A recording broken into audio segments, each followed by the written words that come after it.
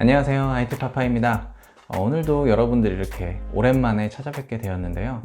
오늘은 지난번에 제가 갤럭시 노트 10 플러스 모델을 구매하고 나서 한 18일, 19일 정도 사용을 했어요. 9월 1일자에 제가 그 영상을 찍어서 개봉기 영상을 올려드렸는데 이 정도 사용을 해보고 제가 느꼈던 장점과 단점에 대해서 좀 간단하게 말씀을 드리는 영상이 될 것 같습니다. 일단은 제가 이 갤럭시 노트 10 플러스 모델을 사용하면서 느꼈던 장점은 세 가지 정도 될 것 같아요. 첫 번째는 25W 고속 충전을 지원하는 어댑터를 제공하고 있고, 이로 인해서 빠른 충전이 가능하다는 점이죠. 물론 추가로 돈을 내고 구매를 하신다면 더 빠른 45W 고속 충전이 가능하겠지만, 제가 지난 영상에서도 말씀드렸다시피 저는 25W 정도만 돼도 충분히 빠르다고 생각을 하기 때문에 따로 45W 짜리 충전기를 구매하지는 않았어요. 근데 25W 정도만 돼도 이게 굉장히 충전 속도가 빠르기 때문에, 특히나 이 배터리가 별로 없는데 외출을 해야 되거나 충전할 만한 시간적 여유가 별로 없는 경우에 이런 빠른 충전이 굉장히 빛을 발하더라고요.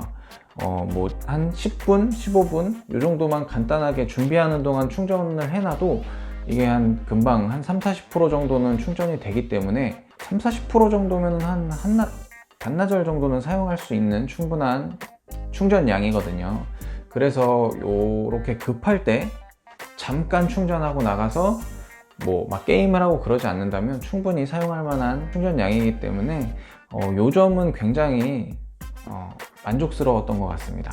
두 번째는 제가 그 갤럭시 노트 10 모델 중에서도 플러스 모델을 구매한 이유 중에 하나였는데요. 큰 화면입니다. 이게 갤럭시 노트 10 플러스 모델은 6.8인치의 화면 크기를 자랑하는데요. 이거를 제가 기존에 사용하던 갤럭시 S8 플러스 모델하고 비교를 좀 해볼게요. 이게 지금 녹음을 하고 있는 갤럭시 S8 플러스 모델인데, 보시면 기기 크기가 크게 차이가 안 나요. 조금 노트 10 플러스 모델이 조금 크긴 한데 아주 크게 차이 나는 편은 아니거든요. 그런데 화면 크기는 이게 6.2인치, 이게 6.8인치입니다. 이거 꽤 큰 차이가 나는 거죠. 그러니까 노트 10 모델이 모두 그렇죠. 플러스 모델이나 일반 모델이나 베젤의 크기를 굉장히 극단적으로 줄였기 때문에 비슷한 크기의 요 기기에서 훨씬 더 큰 화면 크기를 뽑아낼 수가 있었던 거죠. 요거는 굉장히 휴대성 측면에서도 조금이나마 덜 크게 만들면서도 큰 화면을 만끽할 수 있도록 만들어준 부분인 것 같습니다. 요거 굉장히 만족스럽고요. 제가 넷플릭스라든지 어떤 영상들을 볼 때도 요 정도 화면이면 꽤 만족스럽게 어디 밖에 나가서 보면서 다닐 정도의 크기인데, 기존에 가지고 있던 모델과 기기 크기는 큰 차이가 나지 않는다는 점에서 굉장히 만족스럽습니다. 하지만 제가 이전 영상에서도 말씀드렸다시피 그립감은 이 플러스 모델보다는 일반 모델이 훨씬 좋습니다. 요거는 제 손이 작아서 그런 것도 있는데 그 점은 다시 한번 말씀드리고 싶고요. 하지만 이 화면 크기, 화면이 큰 걸 원하시는 분들은 노트 10 플러스 모델이 만족감을 굉장히 많이 줄 수 있을 것 같습니다. 그리고 세 번째는 노트의 어떻게 보면 상징성이죠. S펜이 주는 어떤 생산성이라든지 편리함이 장점인 것 같습니다. 일단 이렇게 펜을 뽑으면 여기 여러 가지 메뉴들이 나오는데, 노트를 바로 작성을 할 수 있다든지, 아니면 화면을 바로 캡처를 해서 거기에 이제 메모를 할 수 있다든지 하는 여러 가지 기능들을 지원을 하고 있는데요. 제가 이 노트 10을 구매하기 직전에 이제 아이폰을 사용을 하고 있었는데, 아이폰에서는 아직까지는 느껴볼 수 없었던 그런 편리함이죠. 근데 이번에 나오는 아이폰 11 같은 경우는 또 애플 펜슬을 지원한다고 하니까 아이폰에서는 어떤 기능들을 지원을 하게 될지는 조금 기대를 해보면 좋을 것 같고요. 일단 이 노트와 S펜이 주는 편리함은 다른 스마트폰들과는 차별화되는 노트만의 장점이자 상징성이라고 생각이 됩니다. 일단 장점은 여기까지 간단하게 알아봤고, 뭐 다른 스마트폰보다 뛰어난 뭐 성능이라든지 뭐 카메라의 우수한 성능이라든지 이런 것들은 따로 말씀을 안 드려도 될 것 같아요.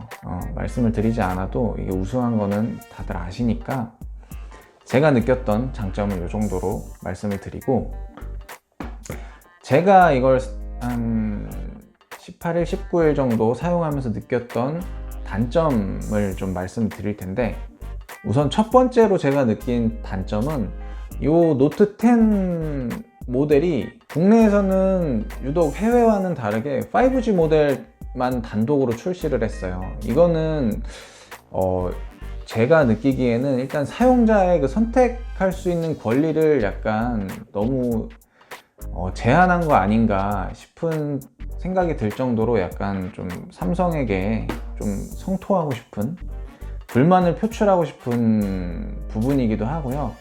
제가 예전에 아주 이 유튜브를 시작하고 영상을 찍던 초반에 5G에 대한 영상을 하나 올리면서 그렇게 말씀을 드린 적이 있었어요. 뭐 보셨는지는 모르겠지만 5G 서비스가 출시가 되었지만 저는 최소한 한 1년 정도는 5G 서비스를 이용할 생각이 없다. 왜냐?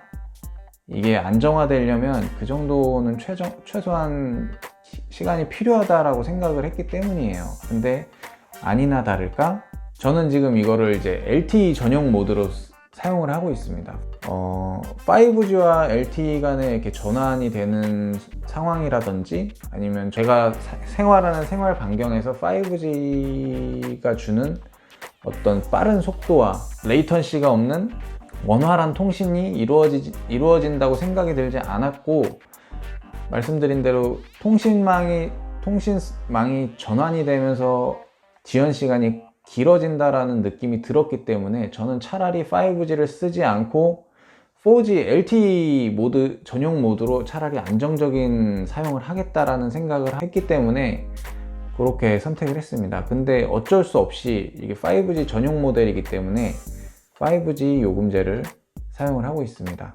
6개월 정도는 제가 요 요금제를 유지를 해야 되기 때문에 6개월 정도는 요 요금제를 그대로 쓸 예정이고요. 그 이후에는 제가 다시 LTE 요금제로 돌아갈 생각입니다. 제가 사용하면서 느꼈던 두 번째 단점은, 이게 어떻게 보면은 장점으로 만들려고 했던 부분인 것 같은데, 여기 상단에 보시면 카메라가 있고 그 위에 수화부가 굉장히 얇게 들어가 있어요. 이거 자세히 보지 않으면 눈에 잘 보이지도 않는데, 그래서 저는 처음에 보통은 여기 중간쯤에 이렇게 홈이 파져 있어서 여기 수화부가 표시가 되는데, 여기 외곽의 프레임과 이 화면 끝단 부분이 살짝 굉장히 얇게 여기 수화부가 존재하거든요. 근데 이것 때문인지는 모르겠지만 뭐 통화를 하거나 아니면 이제 뭐 영상을 감상하거나 할 때 이제 당연히 여기가 스피커로 사용이 되겠죠. 그럴 때 이게 소리가 잘 이쪽으로 못 빠져나와서 그런지는 모르겠지만 이 뒷판이 굉장히 울리더라고요. 저는 처음에 이것도 붐박스 같은 그런 건가 싶었는데, 굉장히 뒷판이 울려서 이게 조금 거슬리고, 그리고 요게 수화부가 굉장히 얇기 때문에 전화가 왔을 때 무심결에 이렇게 받으면 귀가 수화부에 딱 맞지가 않아 가지고 소리가 잘 제대로 안 들리더라고요. 그래서 이게 귀에 이렇게 위치를 잘 맞추면 그때서야 이제 소리가 잘 들리는 그런 현상이 있습니다. 요거는 뭐 적응을 하면 바로 이렇게 귀에 잘 맞게 될 수도 있겠죠. 근데 일단은 지금까지는 그게 딱 알맞게 되지지 않는 경우가 많아서 이걸 한 번씩 이렇게 위치를 맞춰보게 되더라고요. 그거는 제가 느꼈던 단점 중에 하나입니다. 세 번째 단점은, 이거는 제가 정말 가장 불만이 큰 부분인데, 사실 첫 번째로 말씀드렸던 뭐 비용이 더 나간다든지 뭐 통신 서비스의 어떤 품질 문제라든지 이런 것도 굉장히 불만이 클 법도 한데, 사실 저는 그거는 그래, 이거는 내가 LTE 모드로 쓰면 되지, 돈 조금 6개월만 조금 더 많이 내면 되지, 이렇게 넘어갈 수 있는데, 이거는 정말 제가 불만이에요. 뭐냐면 이거 굉장히 기대했던 건데 온스크린 지문 인식 기능이 있잖아요. 이거 인식률이 저만 그런지는 모르겠는데 인식률이 굉장히 떨어져요. 이렇게 돼도 지금도 보면은 3번 만에 풀렸거든요.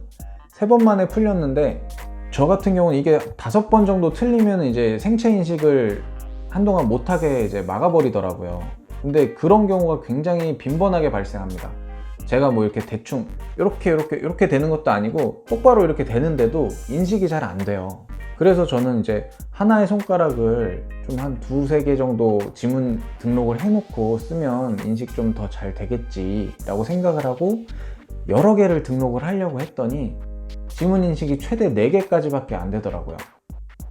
그래서 오른손 엄지, 오른손 검지, 왼손 엄지, 왼손 검지, 최소한 이 4개 손가락은 등록을 해야 평상시에 사용할 때 이렇게도 했다가 이렇게도 했다가 또 뭐 바닥에 있을 땐 이렇게도 했다가 이렇게도 했다가 하잖아요.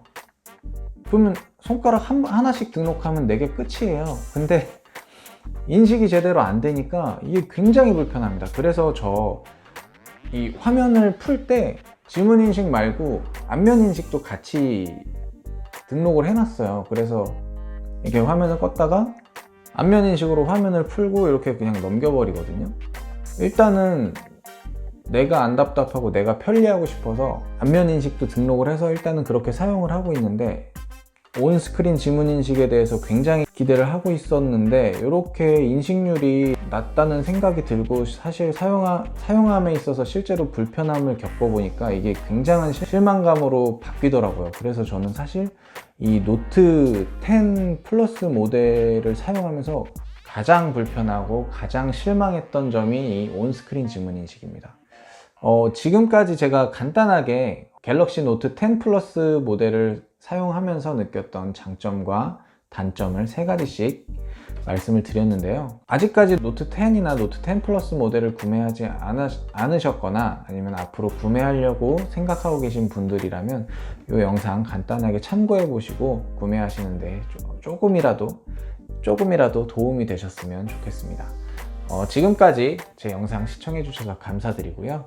오늘도 구독과 좋아요 부탁드립니다. 감사합니다.